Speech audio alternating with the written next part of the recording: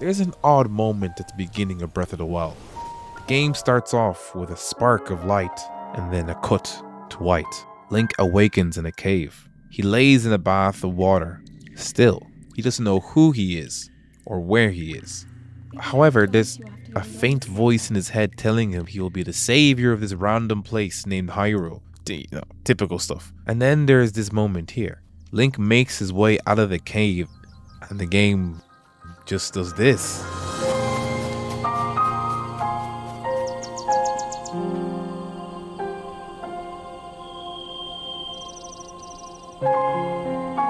There's a lot to love about single player games. I'm sure we all have our handful of favorites since choosing one is impossible. The right one can immediately sweep you away with charming characters, unique art style, instantly iconic voice acting, and sounds from creatures only existing in that compact world of however many gigabytes. And there's one thing that defines a good single player game from a bad one. It's the game's ability to invoke immersion. Now, the definition of immersion gets passed around a lot in media, and games are no exception. The deep mental involvement in something, the solitude of playing a game by yourself. It invites a type of isolation that has you completely invested in the character's world design and control you have as a player on this realm. Control is the one thing that sets the gaming experience away from all sorts of other media. With each kill you take in Undertale, you feel the sins of your murderers crawling on your back because for the first time, killing NPCs is looked down upon.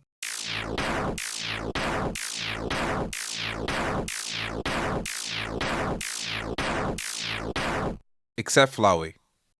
Fuck Flowey. Toby Fox, the creator of Undertale, in an interview said that in the game Shin Megami Tensei, I really liked that you could talk to monsters and defeat them in a pacifist way. So, I started designing a game where you could beat most or all the monsters just by talking to them. Once you do that, you have to interact with the character to defeat them. You end up having to put personality on every character, and every character ends up becoming their own unique figure. And then the game's story starts coming together. A twang of guilt in your chest with each EXP you gain from killing monsters. Your story is now different than to someone who decided to be a pacifist and spare everyone. Certain characters won't be there to save you, and others will stand in your way. Yet, withholding your urge to kill often means others die, which again is on your hands as the player, as seen in The Walking Dead. This world is a world of grey, where morality shifts depending on who and what you value. Saving Doug means you keep someone useful with technology in the party, but it means you lose Carla, who can be Lee's confidant and trusty markswoman. But in the end, either one you save is still killed later in the story. These stories can also be based in the past events culturally and historically. The game plays on the general knowledge we have as a player. It's a tactic to make a story compelling. For example, Jedi Fallen Order. The final confrontation of Cal and Vader is using this tactic at its best. We grow up to emphasize with the nobody Jedi Knight Cal Kestis, as he develops into the hero of his own story. But this is Star Wars. And no matter how well you trick yourself into thinking you can defeat anyone, Vader is still Vader.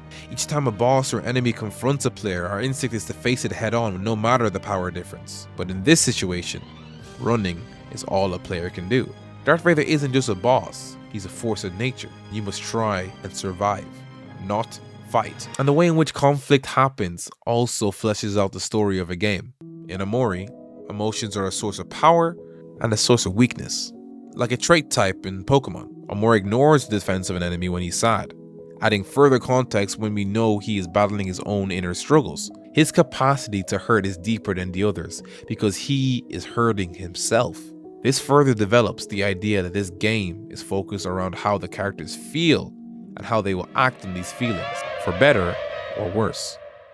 With single player games, the world is allowed more breathing room to add deeper layers to the story than in multiplayer games. One of the main creators of the Elden Ring story, George R.R. Martin, he created a timeline of the 5,000 years before the present day of the game, full of conflicts between the bosses and the world itself. The developers didn't have to do this, but it was important to them to add further context to the relationships and the factions. These enemies aren't just difficult to beat bosses, they're people with their own motivations and pasts.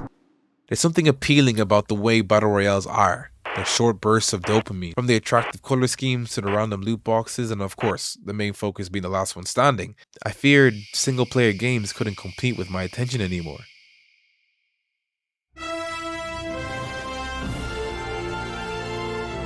Until Breath of the Wild. With Breath of the Wild, you're given space to breathe. No major push and no hand-holding. Walking through opposite corners of the map, you'll see different cultures, different people, and different animals. The solace of Link being alone in a world where he doesn't even recognize running in tandem with the curiosity of the player. We are as eager to explore the world and have our burning questions answered. The side quests, the quirky animations of the most irrelevant things, all attribute to a false sense of infinity with these games. Like, as a player, we are only seeing a glimpse of the pocket of this game's scope, and even that feels huge. Single-player games are at the pinnacle of the most immersive experiences in this genre. Our capacity to feel and care for the lands we've walked and seen are as big as the developer's imagination. Each amazing story is treated with equal care and attention. Every character, every biome, every boss, every piece of dialogue, sound and design, it's adding to the overarching story. We, the players, need a deeper level of appreciation for the passion behind these projects. So, if you're looking for an excuse to delve into a game that's been praised for its story, characters, and world design, here it is. Hopefully, with a pair of fresh eyes and ears, you can pick up some of these subtle details when watching. You could experience these games in a way you've never had before. And who knows, maybe that long list of favorites can become even longer.